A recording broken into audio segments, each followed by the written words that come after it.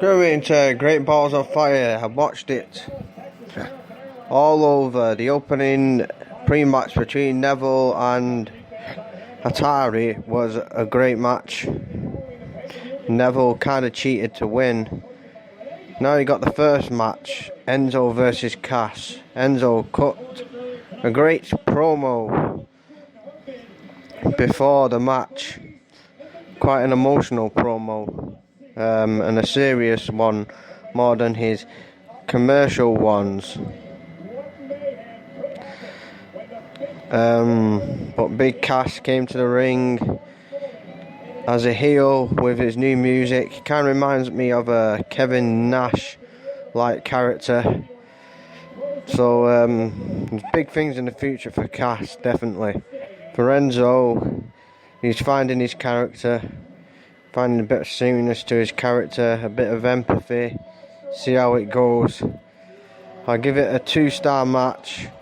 Spot of the match being the gorilla press over the top rope to the outside. Enzo didn't give up. Weren't the best of opening matches, but 2-star match I'd give it. The next match, the Iron Man match, 30-minute Iron Man match, great tag team match. Probably better than the cage match that they had, the best that they've had at the moment. Started off with a bro kick by Sheamus to get the 1-up, and then a great double team by Cesaro and Sheamus to get the 2-up, and then the match just kept on going. Fast-paced match, never kind of slowed down. It was a good paced match, and in the last 5 minutes it really picked up. Hardy Boys got one back with a double team move, but then Sheamus and Cesaro got one again to make it 3-1, and nearly made it 4-1 at one point. The match still fast paced.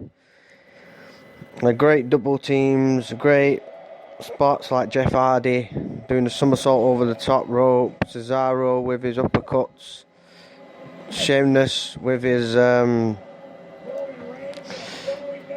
broad kicks, and his taunting of the crowd as he does the Irish slaps on the other side of the rope, and then just pushes Matt Hardy to the table. Then you've got the twist of fate off the top rope. That basically puts it 3-2 in the last 10 minutes.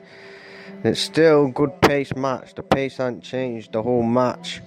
And then you've got the double team by Jeff Hardy and Matt Hardy to make it 3-3. And then the last 5 minutes is that's when it really picks up. You got Jeff Hardy making multiple attempts on Sheamus to get the 1-2-3 and with the high spots, but Sheamus managed to kick out. It looks like the Hardy Boys are in control and then might win the match. I'm thinking he might win the match as it's speeding up and the Hardy Boys are looking like they're going to win the match. The kick-outs by Sheamus are good. That too, as you think he's defeating, but he's not. And then at the end, you got the Swanton Bomb by Jeff Hardy, but Cesaro was the legal man, and he takes advantage of that and pins Jeff Hardy. And he got like 30 seconds left. As I said, the last 5 minutes was really picked up the pace. The pace of the match was fast as it was. Never slowed down. None of them showed any fatigue. Then Jeff Hardy basically, out of desperation, chases Cesaro round the ring and does the twist of fate, desperately trying to get the 3 count, but it's too late. Great match. I'll give that a definite 4-star match. It picked up in the last 5 minutes, and the pace. It's a great match, definitely. 4-star is a great match, so thinking of giving it 4.5 star, but I'll give it a 4-star. I don't want to overrate things too much. So I'll give that a 4-star match. Then you've got the Sasha Banks versus Alexa Bliss match. And then again, great moves, great women's wrestling, especially by Sasha Banks. Great wrestling throughout the match. Alexa Bliss wins by basically leaning against the barricade to get the count out, so she retains the title, and then Sasha Banks chases her up the ramp, jumps off the table with a double leg, double knee drop off the announce table. Great wrestling throughout the match by both women, so give that a 3-star match. Good match, average match for nowadays, because women's wrestling has picked up, so give that a 3-star. No, the Miz versus Dean Ambrose, I'll give that a 3-star match as well, because it was a great paced match, and the selling was great by Dean Ambrose. His leg and his busted up mouth, the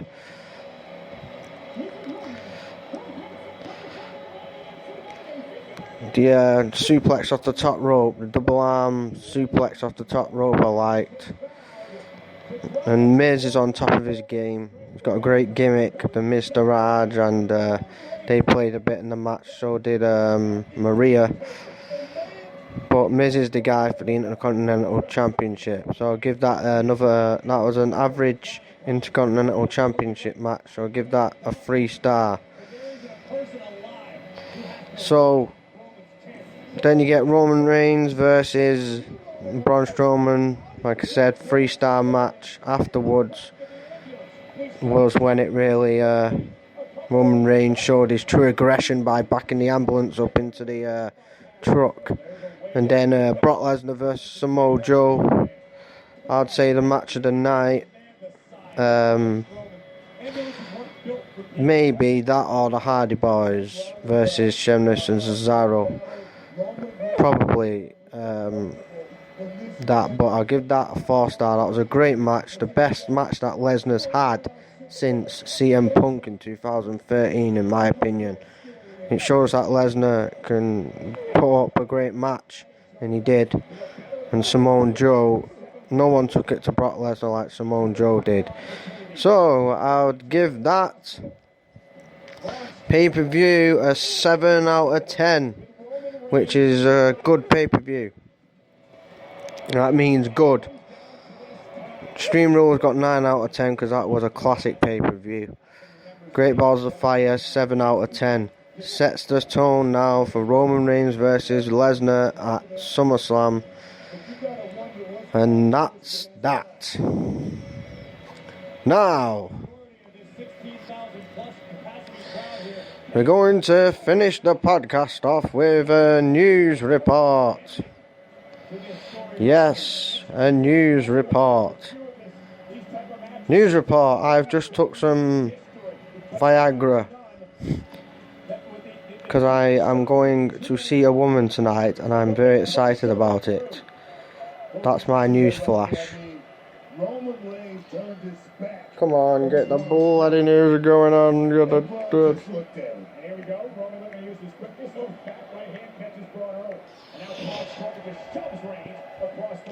Yeah, other news flash. Don King has his hair cut off. in the future against a hair versus hair match against Carlito at WrestleMania. It's already been said on the internet, and that's what's going to happen. Hair versus hair match. Carlito is going to come back and face Don King in a hair versus hair match. And Don King is finally going to get humiliated for all the crimes that he's committed on the boxing industry. Braun Strowman is not gone to hospital. He's walking through Texas like a big man, intimidating everybody that's coming past, staring people down. Nobody gonna fuck with him. Looking for Roman Reigns. Roman Reigns probably checked out of town by now. Police are probably after him.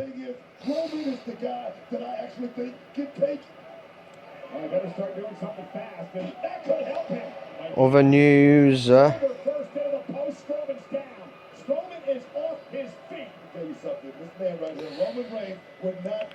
Mr. Anderson has finally emerged again. Out of the Matrix he comes as an SFS warrior to free us all. Other news. The SFS for life.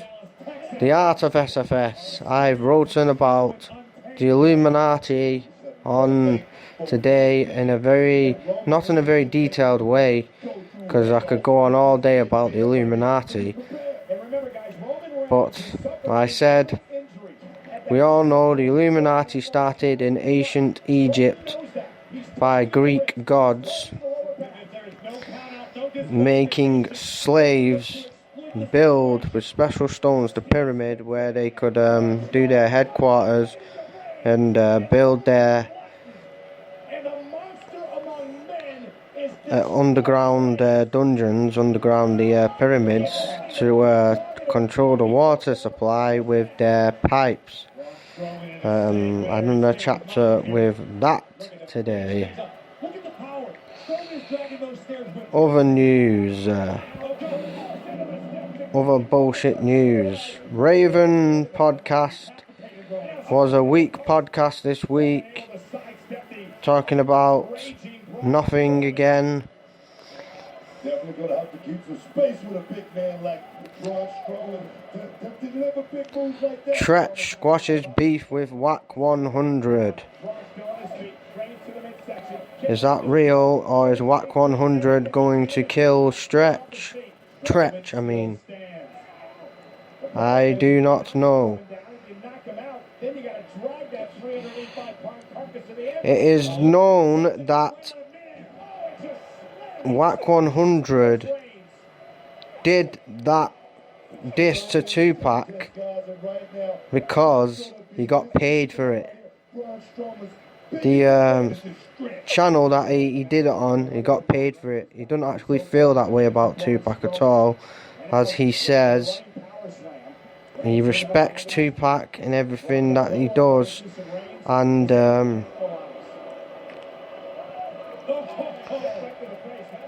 he thought he could change the world, and he was always a massive fan, and he was his favourite rapper of all time. He's not a fan of the movie, and he did it just to get paid, basically. So basically all that controversy was to get paid, and the Tretch Whack 100 beef was nothing but a hoax. Basically nothing happened, because none of it happened. None of them were mad at each other, because they all knew it was to get paid, basically. It's still kind of a crazy way to get paid by saying what he said, but gotta do what you gotta do to get paid. Not as worse as what RJ Bond did with the assassination documentary, which you'd get paid off that, which is complete bullshit, as I admit. And other news, more mountains are growing cannabis in Jamaica throughout the mountains. Whether the Cubans will come and invade and take the cannabis, I don't know. But if I ever smoke cannabis again, I am going to go to them fields and live there and smoke some pure Jamaican ganja. But yeah, Whack 100 was on payroll with the people involved with the All Eyes on Me movie, because that's when he started the disses. Before that, as you know, Whack 100 was a good friend of Suge Knight and a good friend of Game. And why didn't Game go at Whack 100? Because Game is a very Tupac fan, so Whack 100 basically did all that thing on the internet to get paid, which was funny, and it was a very comediatic. I must admit, I didn't really believe it when I saw it. I just thought this is going to be a live fight between Tretch and Whack 100, which nothing happened. There is such thing as a Samoan tribe, but that never happened. It was all a work, basically, like the WWE is. So that's all I've got to say about that. The next podcast is A Doggy Dog World. This podcast reviews The Great Balls of Fire. 7 out of 10. Good pay-per-view from WWE again. Next pay-per-view is Battleground with the Punjabi prison match between Jinder Mahal and Randy Orton. And I have to go.